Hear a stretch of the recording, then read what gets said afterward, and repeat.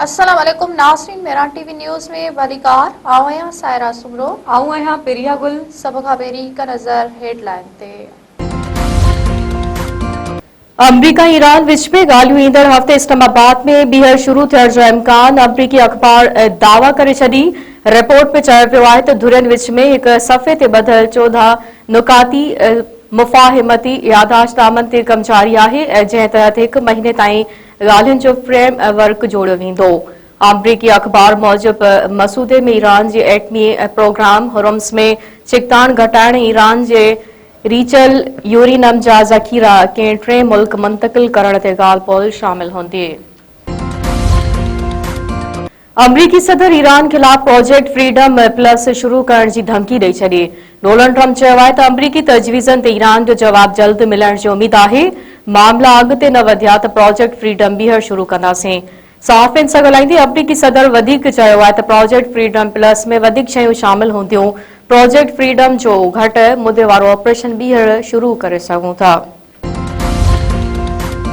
Iran जे परॾेही खाते जे तर्जुमान इस्माइल बकाई चयो आहे त अमरीकी तजवीज़नि ते गौर जारी आहे। हतमी नतीजे ते पहुचंदासीं त आगाह कंदासीं। ईरान डेडलाइन ते ध्यानु ॾियण खां सवाइ पंहिंजो कमु करे रहियो आहे।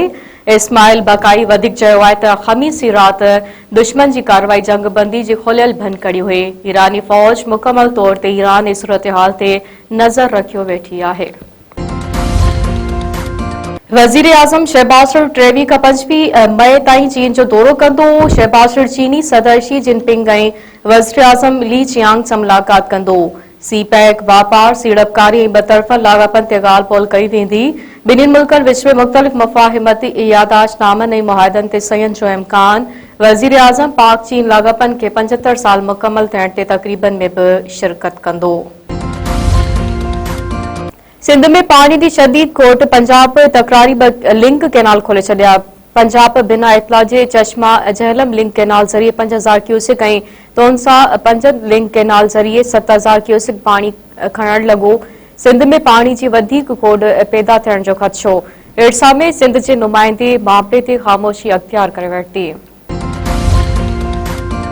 सिंध हुकूमत तरफ़ा मार्काए हक़ के 1 साल मुकम्मल थियण ते कराची में तकरीब सीवियू ते मुनक़िद कयल मार्काए हक़ जी सालगिरह तकरीब में वॾे वज़ीर सैयद मुराद अली शाह ऐं ॿियनि शख़्सियतनि जी शिरकत। वॾे वज़ीर सैयद मुराद अली शाह तकरीब खे ख़िताब कंदे चयो आहे त शहीद ज़ुल्फ़िकार अली भुट्टो पाकिस्तान खे मज़बूत बणाइण लाइ एटम बम ठाहियो। गुज़िरियल साल पाक फ़ौज हिंदुस्तान खे इबरतनाक शिकस्त ॾिनी। शहीद बेनज़ीर भुट्टो मुल्क खे जदीद तरीन मीज़ाइल टेक्नोलॉजी फराहम कई। असां जंग नथा चाहियूं, अमन पसंद माण्हू आहियूं, सिर्फ़ पंहिंजो दिफ़ा चाहियूं था। पीपी सिंध जे सदर निसार खोड़े चयो आहे त वफ़ाक़ तरफ़ा एनएफसी में पूरो हिसो न पियो ॾिनो वञे, जेका सूबनि सां ज़्यादती आहे। आइन में एनएफसी जो हिसो घटाइण जो न पर वधाइण जो ज़िक्र आहे। अरिड़हीं तरमीम 1 साल जी बहस खां पोइ मंज़ूर कई वई हुई। उन कानून में जेको कुझु लिखियल आहे उहो सभु कुझु हाणे बि मुमकिन आहे।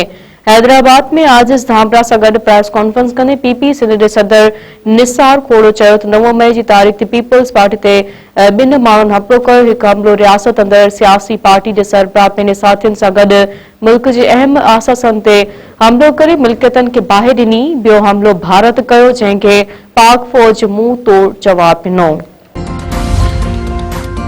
जीडी अखबार राशिद शाह रास्ती चयो आहे त पीपल्स पार्टी वारनि बद इख़लाक़ी बंद न कई त घरू वेड़ थी सघे थो।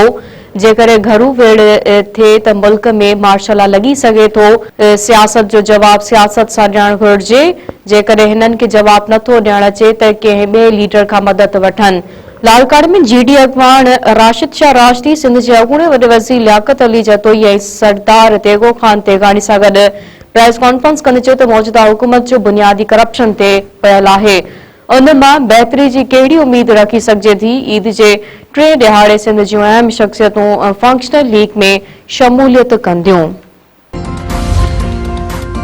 जूनियर ज़ुल्फ़िकार अली भुट्टो सिविल अस्पताल हैदराबाद पहुची वियो। मुख़्तलिफ़ वार्डनि जो दौरो, मरीज़नि ऐं संदनि वारसनि सां मुलाक़ात बि कई। जूनियर ज़ुल्फ़िकार अली भुट्टो सिविल अस्पताल हैदराबाद जो दौरो करे सहूलियतुनि जी फराहमी जो जाइज़ो वरितो।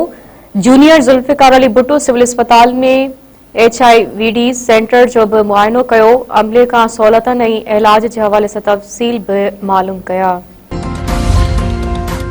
सकरण में कमंद जे फसल मां गोठाणे जो लाश हथ लाश जे गोठ ताज मोहम्मद रुस्तमानी जे रवासी पौरत अली मुराद रुस्तमानी तौर सुञाणप पुलिस लाश पोस्टमार्टम लाइ अस्पताल मुंतकिल कराए छॾियो। वारसनि जो चवणु आहे त पोस्टमार्टम रिपोर्ट अचण खां पोइ केस दाख़िल करायो वेंदो। पुलिस शक जे बुनियाद ते हिक ॼणे खे गिरफ़्तार करे जांच शुरू करे छॾी। रंगवाणी में पुलिस पारां मुबैना मुक़ाबले दौरान हिक ॾोहारी खे मारण जी दावा। पुलिस मुताबिक़ गोठ पहिरुद्दीन सुंदराणी वटि ॾोह जे इरादे सां बीठल हथियारबंदनि पुलिस पार्टी मथां फायरिंग शुरू करे ॾिनी। जवाबी फायरिंग में ॾोहारी सोबो खोसो पुट अली नवाज़ खोसो मारिजी वियो। ॿियनि जवाबदारनि जी गिरफ़्तारी लाइ कार्रवाई जारी आहिनि। कराची में फुर मज़ामत ते घोटकी वासी नौजवान कतल संदसि भाउ ज़ख़्मी सचल गोठ वारे इलाइक़े पंजाब बस अॾे वटि फुर मज़ामत ते हथियारबंदनि फायरिंग करे हिक घोटकी जे रवासी नौजवान मंसूर अहमद शेख खे क़तल करे छॾियो। गोलियूं लॻण सबबि संदसि भाउ राशिद शेख ज़ख़्मी नाज़ुक हालत में अस्पताल मुंतकिल। जामशोर वेझो नारी जो लाश मिलियो। थर्मल पावर हाउस लॻ इंडस हाईवे तां हथायल लाश जी सुञाणप न थी सघी। पुलिस लाश पोस्टमार्टम लाइ सिविल अस्पताल हैदराबाद मुंतकिल कराए छॾियो। पनो आकिल वेझो पसंद जे पढ़ण लाइ निकतल नारी जे पलान में 4 औरतूं अगवा। गोठ पोठो मां शादीशुदा नारी खेरा महर जी मुबैना तौर सिद्दीक महर सां निकिरण बाद धुरियन में छिकताण टेस। नारी बाद पलान में गोठ थुमी मां नौजवान जे धुर जे 4 औरतनि खे हथियारबंद अगवा करे विया। अगवा थियल औरतनि में मुस्मात दातल मुस्मात अल्लाह वजाई मुस्मात कायमा ऐं साहबान महर शामिल। वारसन जो एहतजाज मुग़वी औरतनि खे जल्द बाज़ियाब कराइण जो मुतालबो। गंबट में गोपांग बिरादरी जो खुंब पुलिसी ज़ियादतनि खिलाफ़ क़ौमी शाहराह ते धरणे में ट्रैफ़िक मुअतल थी वञण करे गाॾियुनि जूं डिघियूं कतारूं लॻी वयूं। मुज़ाहिरनि जो चवणु हो त खुंब पुलिस बिना के ॾोह जे ॻोठाणे सईद गोपांग खे खणी गुम करे वई। ख़दशो आहे त खेसि कूड़े मुक़ाबले में मारियो वेंदो। खुंब पुलिस खिलाफ़ कार्रवाई करे तहफ़्फ़ुज़ फ़राहम कयो वञे। मलीर में नींगर पाणी जे खॾ में वेझंदे बुॾी फौत। गुलशन महमार जे धणी बख्श ॻोठ में 2 ॿारड़ा बुॾी फौत थी विया।